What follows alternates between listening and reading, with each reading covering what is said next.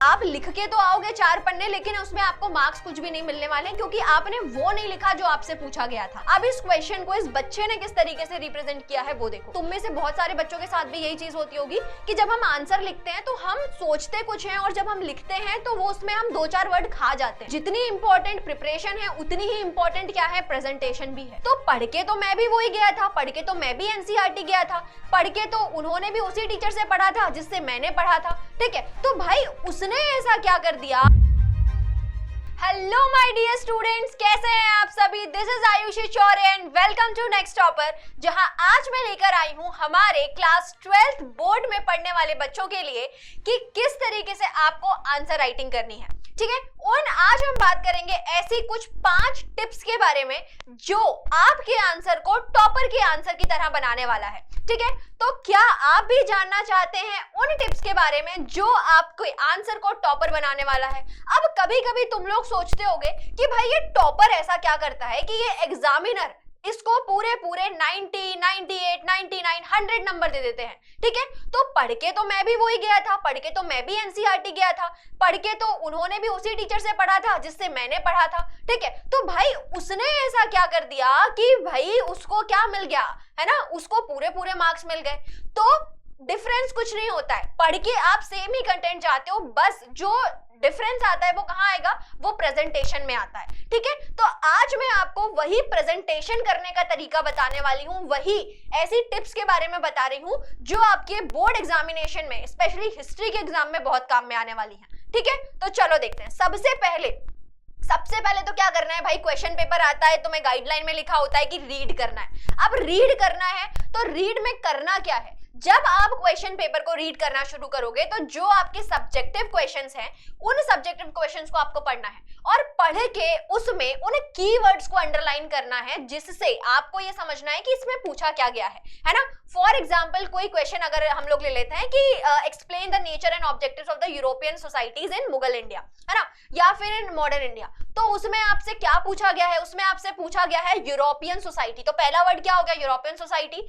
दूसरा क्या बताना है, उसका नेचर एंड ऑब्जेक्टिव्स बताना है। कहा किस टाइम के बताना है, तो मुगल इंडियन टाइम पीरियड के बताना है, ठीक है। तो बेसिकली क्या हो गया, बेसिकली आपने पहले उन वर्ड्स को अंडरलाइन कर लिया जिनसे उस क्वेश्चन की आंसर फ्रेमिंग करनी है आपको, ठीक है। अब जब आपको वो वर्ड्स पता चल गए कि क्या पूछा गया है, तो उसके बाद अब तुम्हें सोचना है दिमाग में कि भाई अब मैं क्या कर रहा हूं। अब मुझे सोचना है कि ये जो चीजें पूछी तो है इन्होंने, लेकिन ये किस चैप्टर से पूछी गई है। तो अब तुम याद करोगे उस चैप्टर के बारे में, उस टॉपिक के बारे में, जिससे तुम्हें वो आंसर मिल जाएगा, है ना। जैसे कि कहीं जाना है तो उसका मैप तो है तुम्हारे पास, लेकिन जाओगे कैसे, है ना। डेस्टिनेशन तो पता है कि कहाँ जाना है, लेकिन उसका रास्ता भी तो डिसाइड करना है ना कि भाई कैसे कैसे वहां पहुंचना है।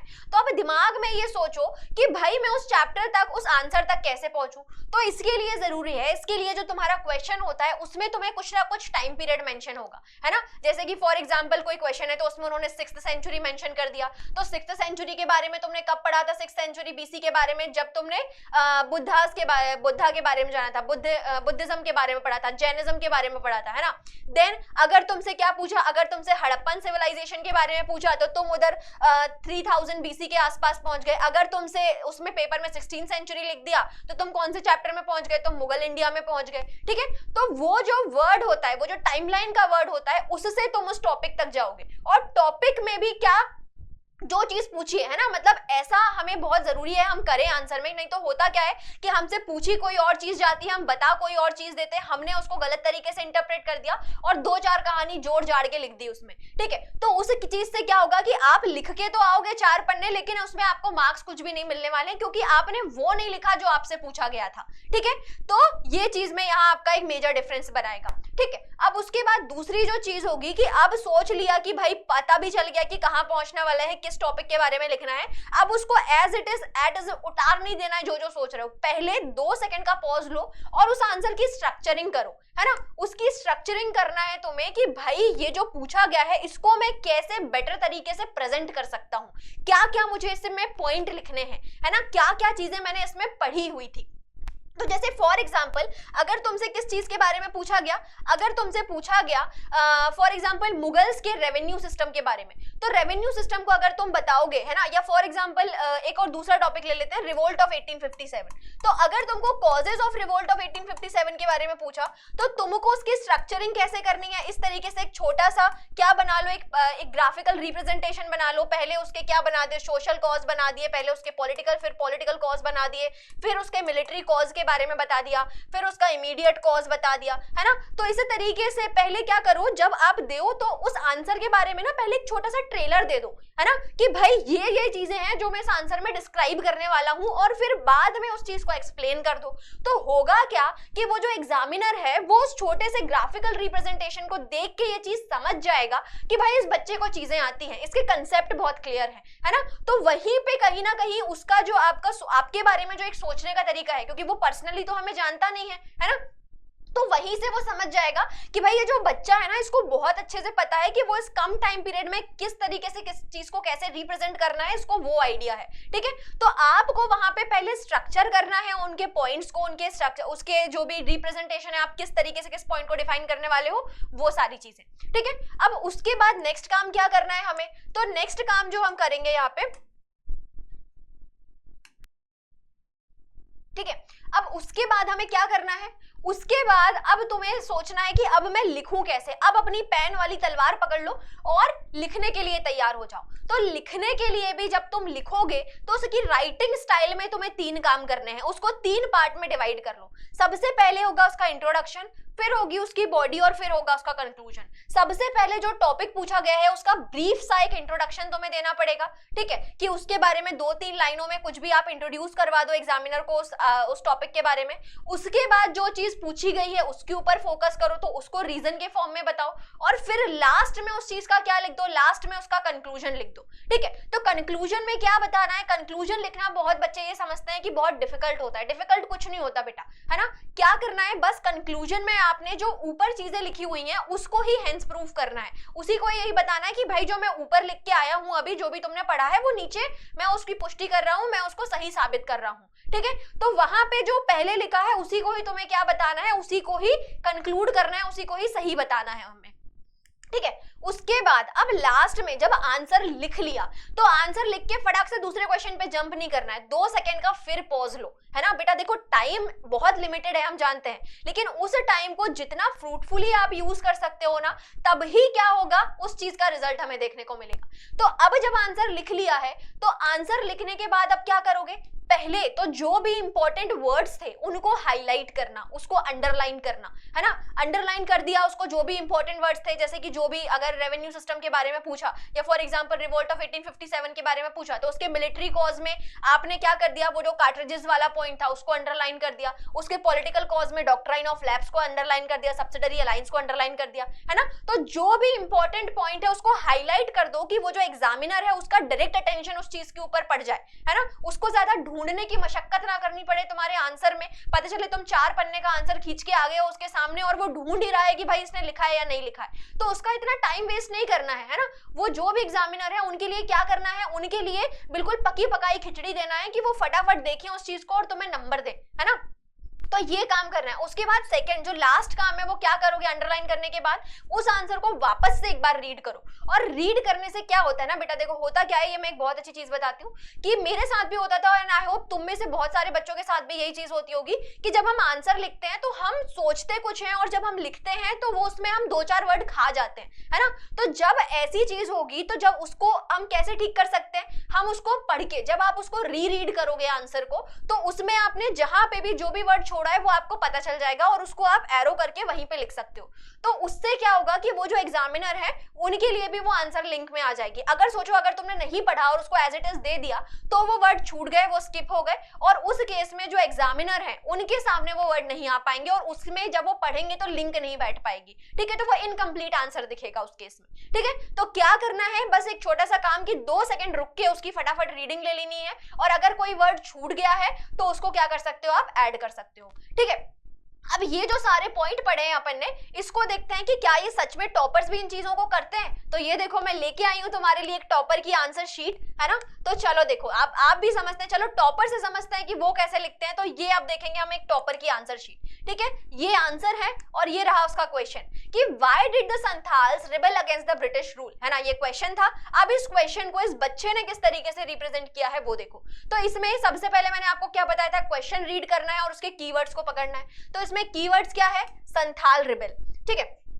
तो यहाँ पे कीवर्ड क्या हो गया हमारे पास, संथाल रिबेल, किसके अगेंस्ट में, ब्रिटिश रूल में, है ना, कि संथाल्स ने ब्रिटिश के अगेंस्ट में ऐसी क्या परेशानी थी कि उन्होंने रिबेल किया हुआ था, ठीक है। तो अब इसके बारे में ये चीज समझ में आ गई, टॉपिक पढ़ लिया, चैप्टर उठा लिया हमने, कौन सा, कि ट्राइबल एंड दिक्कूज वाला चैप्टर हो गया आपका, ट्राइबल सोसाइटी वाला चैप्टर हो गया। अब देखो उसमें तो यहाँ पे संथाल ट्राइब जो है, संथाल ट्राइब, है ना, उसका इंट्रोडक्शन दे दिया थोड़ा सा कि भाई पहाड़िया वाले रीजन में रहते थे ये लोग, उसके बाद शिफ्टिंग कल्टीवेशन किया करते थे, और उसके बाद जब ट्राइबल्स, जब ब्रिटिशर्स आए तो उनके टाइम पे ऐसे क्या चेंजेस आए जिसकी वजह से उन्हें रिबेल करना पड़ा, ठीक है। तो 3 रीजन दे दिए उन्होंने। सबसे पहले क्या दिया कि भाई यहाँ पे जो जमींदार थे उन्होंने उन्हें फोर्स किया, है ना, कि जिसकी वजह से पहले उनसे हाई टैक्सेस लिए गए। उसके बाद जब संथाल्स ने अपनी इस चीज की ग्रीवेंस बताई तो जो दिक्कूज थे, जो जमींदार थे, उन्होंने उससे और ज्यादा वो उसके ऊपर और हाई रेट ऑफ इंटरेस्ट उनसे चार्ज करना शुरू कर दिया। देन और बहुत सी चीजें ऐसे करी कि जो उनका दामिने को होता उसके लैंड को उन्होंने एनक्रोचमेंट भी कर लिया, ठीक है। तो ये सारी चीजें बताई, ये सारे रीजन थे कि पहला उनसे हाई रेवेन्यू लेते थे, दूसरा उनसे हाई टैक्सेस लेते थे, और तीसरा उनके लैंड को एनक्रोच कर लिया। तो इन सब चीजों की वजह से जो संथाल्स थे उनको अल्टीमेटली क्या करना पड़ा, रिबिलियन करना पड़ा, और यही क्या हो गया, कंक्लूजन हो गया, ठीक है। तो लास्ट में क्या कर दिया, कंक्लूजन। ये क्या हो गया अपना, ये वाला पार्ट हो गया इंट्रो, ये वाला पार्ट क्या हो गया, ये वाला पार्ट हो गया आपकी बॉडी, और ये वाला जो पार्ट है ये क्या हो गया, ये हो गया आपका कंक्लूजन, ठीक है। तो कुछ नहीं करना है, बस आंसर को आपकी स्ट्रक्चरिंग करनी है, उसको डिवाइड करना है और फिर उसको लिखना है, ठीक है। और जब आप इस तरीके का आंसर लिखोगे तो ये जो एग्जामिनर है सीधे आपको क्या दे देगा, 5 आउट ऑफ 5, पूरे 100% आप अपना एग्जाम में प्रिपेयर परफॉर्मेंस करके आ रहे हो, है ना। तो जितनी इंपॉर्टेंट प्रिपरेशन है उतनी ही इंपॉर्टेंट क्या है, प्रेजेंटेशन भी है, ठीक है। तो चलो अब और देखते हैं इसमें। अब इसी के लिए अब हम लोग आगे आएंगे, है ना। अब ये एक क्वेश्चन लिया हुआ है हमने।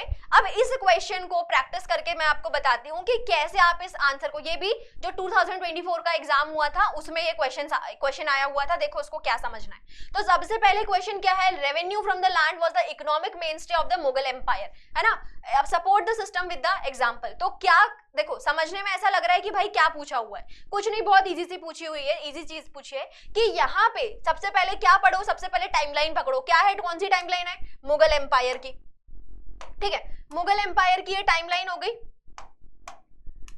मुगल एम्पायर की ये जो टाइमलाइन है इसमें क्या देखा हमने, अब मुगल एम्पायर के बारे में पढ़ना है। मुगल एम्पायर में क्या, उसके किस चीज पे फोकस करना है, रेवेन्यू सिस्टम पे। रेवेन्यू भी कौन सा, लैंड का रेवेन्यू, ठीक है। तो जो मुगल एम्पायर सिस्टम था, जो मुगल एम्पायर था उसमें रेवेन्यू सिस्टम में लैंड रेवेन्यू वो लोग कैसे जनरेट करते थे उसके बारे में हमको फोकस करना है। तो सबसे पहले अपन कहां पहुंच गए, सबसे पहले अपन ने चैप्टर पकड़ा, कौन सा chapter, the king zamindars and states वाला, ठीक है, पीजेंट जमींदार एंड स्टेट्स वाला। उस चैप्टर में हम किस तरफ आ गए, टॉपिक कौन सा पकड़ लिया, उसमें से अपन ने लैंड रेवेन्यू पकड़ लिया।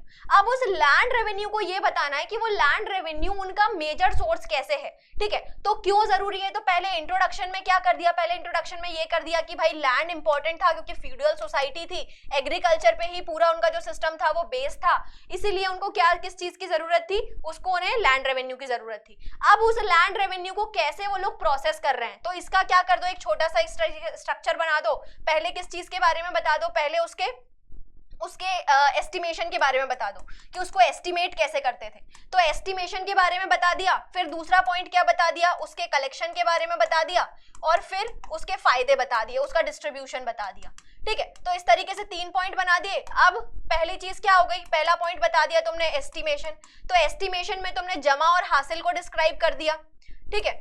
उसके बाद कलेक्शन के बारे में बता दिया, तो किस तरीके से वो लोग सर्वे करते थे, सर्वे में अकबर ने पहले किया, फिर उसी चीज को रिवाइज किसने किया, उसी चीज के ऊपर काम किया औरंगजेब ने, वो चीज बता दी। और फिर उसके डिस्ट्रीब्यूशन में कि लैंड को कैसे डिस्ट्रीब्यूट किया, तो इसमें जो 4 टाइप के लैंड बताए थे उन्होंने रेवेन्यू के हिसाब से, पोलाज हो गया, परौती हो गया, चाचर हो गया और बंजर हो गया, ठीक है। तो इन्हें सारे लैंड को आपने डिस्ट्रीब्यूट करके बता दिया कि ये सब चीजें हैं। लास्ट में क्या किया, लास्ट में 2 लाइन का कंक्लूजन लिख दिया कि from this description we can say कि भाई हाँ, उनका जो लैंड रेवेन्यू सिस्टम था वो बहुत इंपॉर्टेंट रोल प्ले करता था उनके रेवेन्यू और फिजिकल स्ट्रक्चर में। और बस ये चीज जो थी वो आंसर आपके मिल गए पूरे, इसमें से आपको 8 आउट ऑफ 8 मार्क्स मिल गए, ठीक है। तो बस छोटा सा तरीका यूज करना है और एक स्ट्रक्चरिंग जो है वो आंसर की इंपॉर्टेंट है और आपको आपका आंसर टॉपर का आंसर बन जाने वाला है, ठीक है।